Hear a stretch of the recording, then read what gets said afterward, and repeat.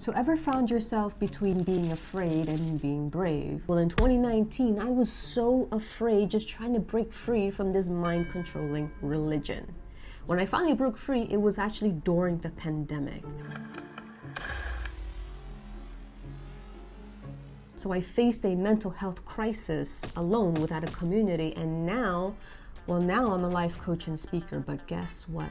Fear was always there. So in this video, we're going to explore 4 reasons how fear is actually good for us. So point number 1, when we do things afraid, it's actually the first step to conquering the fear of knowing who we are. When we talk about fears, well, we know that many people are very scared of public speaking. We know that many people are very scared of the idea of dying, naturally so.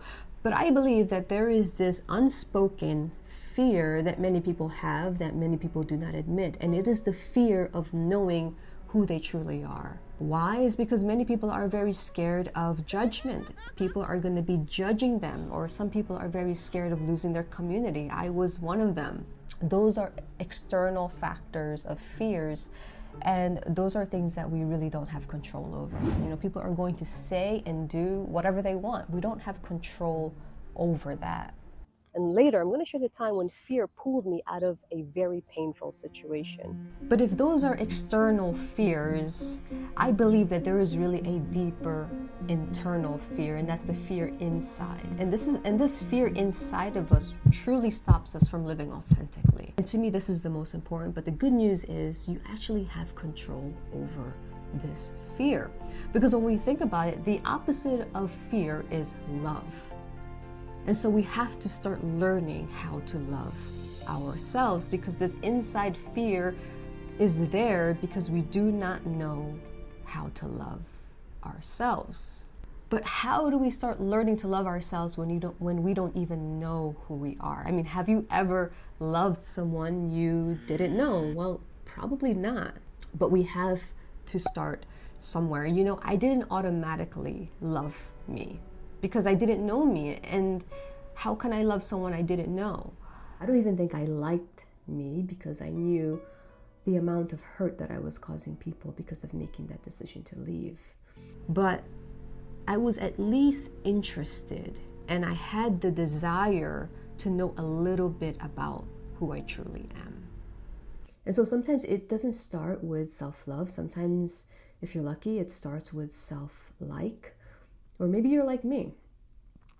Maybe it starts with self-interest, just having that interest and desire to get to know you a little bit more. Having that self-interest in having a relationship with yourself, maybe it just starts there, and that is okay. We have to start somewhere, because I believe you are worth it. And you know what? Well, the more you lean into the discomfort of knowing who you are, the easier it actually becomes to deal with all that negative noise. Your love for yourself drowns the noise, because you start trusting yourself more. You start having your own back. You start validating yourself instead of getting validation from other people. Just focus on the things that you can control.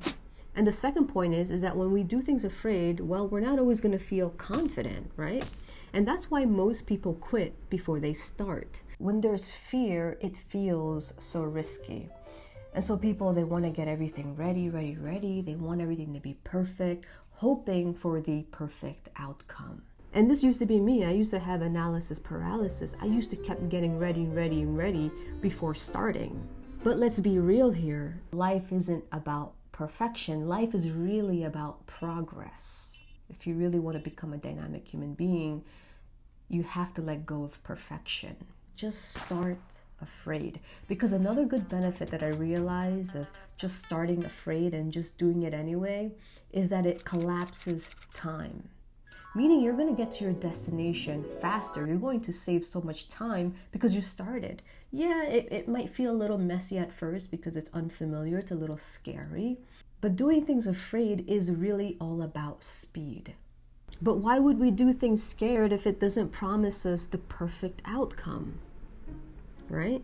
Well, it's because fear promises something else, and that is a chance to learn. Fear guarantees a learning experience. So every stumble, every fall, there's always a lesson in disguise. You know, when you start things scared, it might not lead to flawless decisions. It might not lead to flawless execution, but there is always a lesson if you have the right perspective.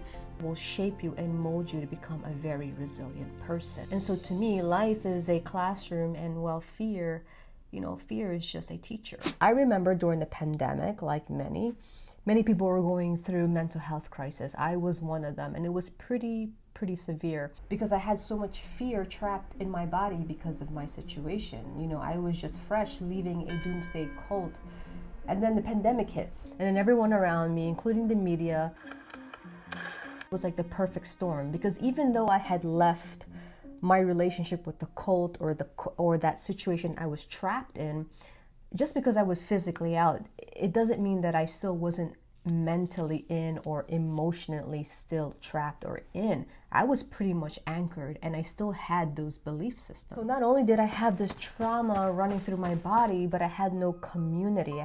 I had lost all my intimate relationships of over 2 decades.